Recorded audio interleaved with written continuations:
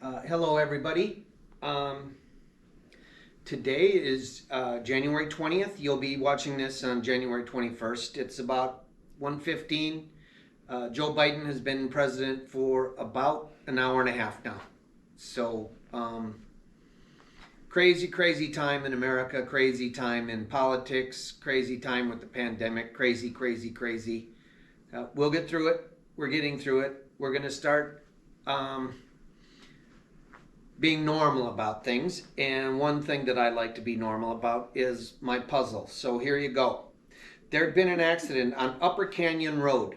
A middle aged driver in a European sports car evidently lost control in the early morning hours and plunged 100 feet to his death. Even though he wore a seatbelt and the airbag, now deflated, had obviously deployed, neither could have prevented the broken neck that ended his life. The police detective called to the scene began to study the evidence.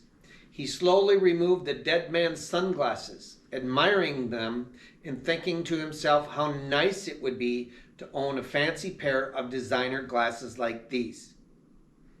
He put them on and looked at himself in the driver's side view mirror. Nice, but not my prescription, he thought. He removed them and carefully placed them on the dashboard. He stared at the dead man's face. He obviously hadn't shaved that morning. He noticed the deep impression of those sunglasses had made on the bridge of his nose, the obvious result of the tremendous force created by the exploding airbag. He stared intently into the dead man's blue-green eyes and thought how peaceful he looked and how his relaxed countenance belied the obvious terror of his last few moments on Earth. He slowly rose from his uncomfortable crouching position. He summoned one of the officers to the scene to dust for prints. This was a homicide. What did he see and what did he know? So all we know is we've got a dead guy down in this canyon. He had a nice pair of sunglasses and he had some blue-green eyes. What he saw and what made him suspicious was the victim was wearing contact lenses. And you wouldn't be wearing your contact lenses and your prescription sunglasses at the same time. So, welcome to normal, folks. Okay, we're filming from the West Library here. And the computer, we want to get that people back using that and using the libraries. We're limiting the library to 2 people. And obviously social distance, all that type of thing. But please come down, use the library. Computer, we need to get the mouse over there and a few things so that you can indeed use it. Beginning the week of February 1st, we are going back to weekly housekeeping. Everything's going to be the same. You will be getting a letter to that effect. If you want to continue to opt out of housekeeping, please let Linda know. If you have any questions, get a hold of Linda Cook at 6544. And she can answer any questions you might have. We are going to continue the leave your apartment before we get there, and we'll let you know when we want you to go in 10 minutes after we've been there. On Monday, Governor Walz told us about the vaccine and the 9 pilot sites that the state of Minnesota had planned, and that on Tuesday at noon we were to go online or call and get an appointment. And that sounds like, do we use the word failure? It's a hiccup, whether it's a failure or not, but what we do know is the state just doesn't have enough vaccines. Since then, and thanks to a number of resourceful, lucky, smart Ridgepoint residents, a number of you have either gotten vaccines or had appointments, have appointments to get vaccines. And none of those appointments that I know of went through the state. They've all almost all of them have gone through Park Nicollet. So, or Health Partners. Health Partners and Park Nicollet have a relationship. So if Health Partners is your provider, you're going to go to Park Nicollet clinics. And there are a number of people, Lowell Thompson, Gladys Johnson, uh, Madge Anderson, a number that have Ed Edmondson have gotten appointments, and they've got them through Health Partners. So if you use Health Partners, call them or go online. If you have an account, an online account with Health Partners, go online and see about their appointments. Now, what I think I know is they're not the next available appointment for Park Nicollet. I was talking with Lowell here before we did this, and the next available appointment is like February 22nd, which, as we were talking, and here again, we can think all we want, but whether we know what's going on or not is a different story. But that would coincide with 3 weeks. They're giving people their second dose in 3 weeks. Yep, they may have vaccine for the next group, but they wouldn't have the man hours to start putting needles in people's arms that week. So that could be the second round. But it's encouraging that even though the state's program isn't going as smoothly as they thought, they obviously don't have enough vaccine for everyone. It sounds to me like Health Partners is prioritizing. The state says 65 and older. And we don't want our 75, 85-year-old residents competing with 65-year-olds that are computer savvy, that will sit and speed dial the phone till, it's just not a fair fight. Well, it sounds like Health Partners has said the 65-year-olds can fend for themselves. 75, 85-year-olds, we're going to cater to them. We're going to get them their vaccine as best we can. And it looks like that's what's going on. And if that is the case, thank you, Park Nicollet. Smart, at least in my opinion. So we're looking forward to that.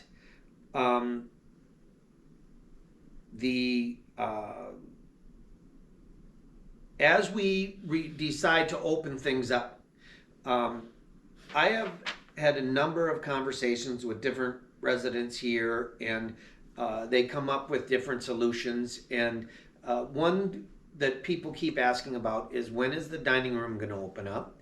When are we going to get coffee down in the atrium? Hey, when is yogurt going to be back?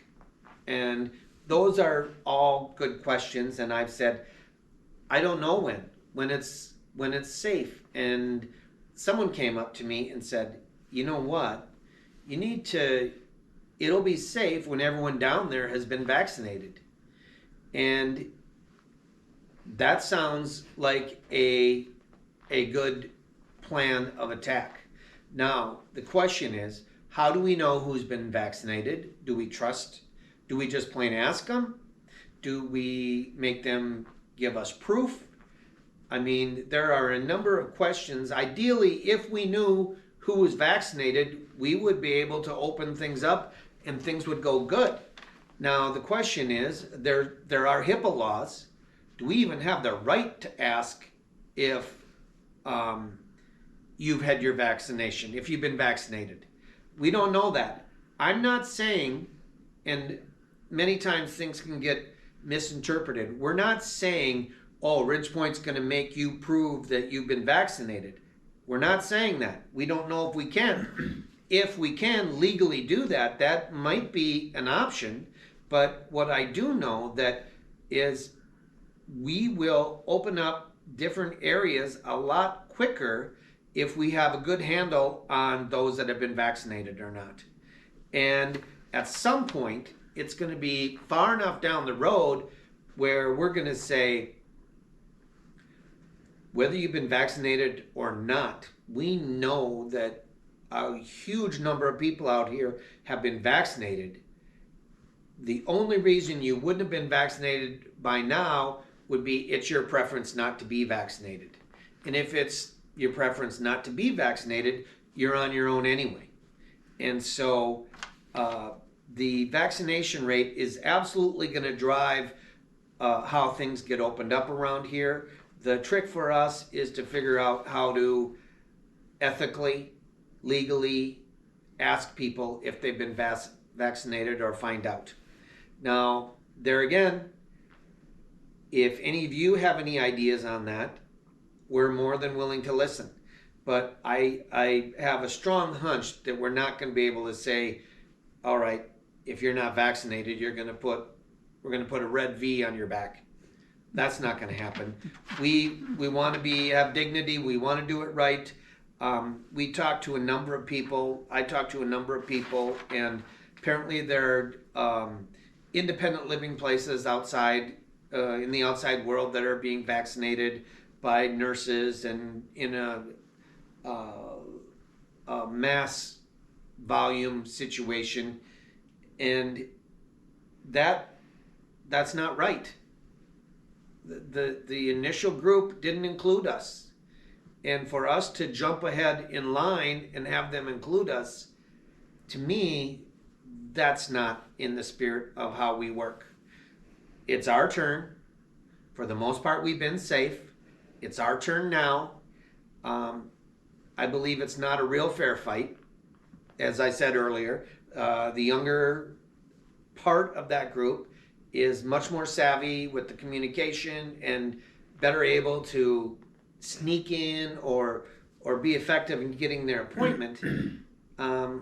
Thank heavens there are people like Park Nicollet that might be on our side and have an idea of where the real need is, and we're going to respect that. And we are trying. We're working with past flu shot company to see if they can administer it. Another great suggestion by a resident was there's people with medical backgrounds here that might be able to give shots. There again, I don't know if that's reasonable, but if it got to the point where we were able to get the vaccine and they needed man hours, if you're interested in volunteering or helping distributing vaccines, we may ask, hey, let me know. But hold off on that. Just think about if you'd want to help give shots or what have you. I think that with the holidays behind us and kind of the cabin fever type days of winter, we should be okay with not having a lot of risk of getting the virus here. But at the same time, we ask you to please limit your number of visitors. Those of you that are getting home health care, it's no secret, you're the ones at risk.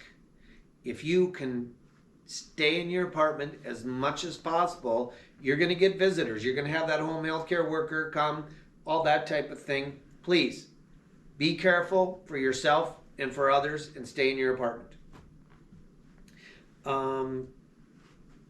That's where we're at today. Paula will be back next week. She's been working from home, and that's really all I have. There was a gentleman that was in a hospital, and he was a very dignified man, and he had some gastrointestinal problems.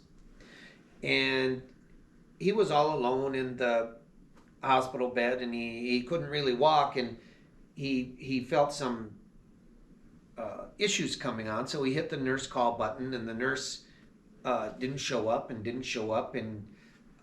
he couldn't control himself anymore, and he made a big mess in the bed. And it was an inner city hospital, and he, of course, being dignified, didn't want to have the nurse to have to go through that. So he actually got enough strength to get up, and he took his sheets and balled them up. And of course, they were all messy and all that type of thing. He balled the sheets up and threw them out the window. And he was on like the 6th floor. And just as it would happen, there was a drunk guy stumbling along the sidewalk, and the sheets draped over him. And he's sitting fighting with these sheets and all that stuff. And of course, you know what happens next? A cop comes up. And cop says, I'm sorry, buddy, what's going on here? And the guy says, I really don't know, but I think I just kicked the crap out of a ghost. Have a good week. Be safe.